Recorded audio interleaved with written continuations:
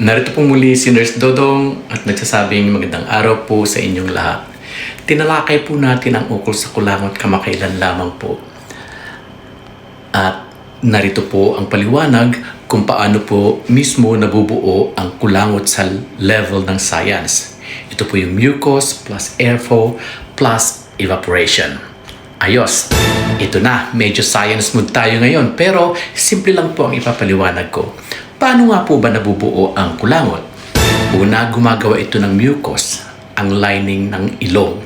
Sa loob ng ilong, may maliliit na glands na patuloy na gumagawa ng mucus. Ito yung mga uhog. Karaniwan po, bawat araw gumagawa tayo ng mga 1 to 1.5 liter ng mucus. Pero karamihan nito ay lumalabas papunta po sa lalamunan natin at nilulunok natin ng hindi po natin namamalaya. Opo, totoo po yan. Pangalawa po, humahalo ito sa alikabok at dumi. Kaya kapag huminga ka, pumasok ang alikabok, pollen at mikrobyo. Idinidikit ng mucus ang mga ito para hindi po ito makapasok sa ating baga. Pangatlo po, tumutulong ang mga selya. Ito yung maliliit po na buhok sa loob ng ilong natin. Ang mga silya po ay parang walis na nagtutulak ng mucus papunta po sa lalamunan. Pero kung natuyo o naipon, hindi na ito na itutulak palabas. Pang-apat po, natutuyo ang mucus dahil sa hangin at temperatura.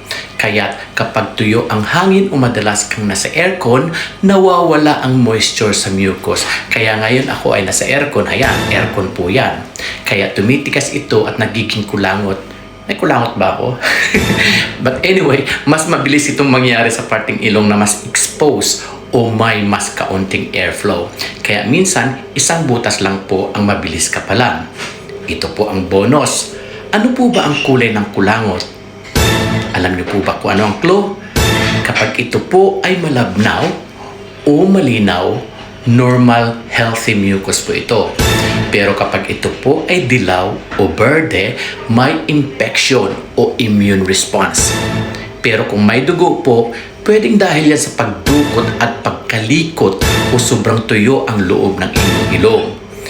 Gusto mo bang idagdag ko rin kung paano mo mapapabagal ang pagbuo ng kulangot? Halimbawa kung nakakainis na sa isang butas lang palagi. Atin po yung tatalakayin sa susunod na araw. Mas maganda po kung tayo po ay may kaalaman.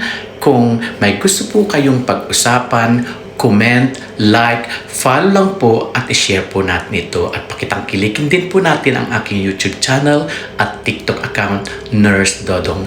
Muli, ito po si Nurse Dodong ang tagsasabing magandang araw po at maraming salamat po sa suporta.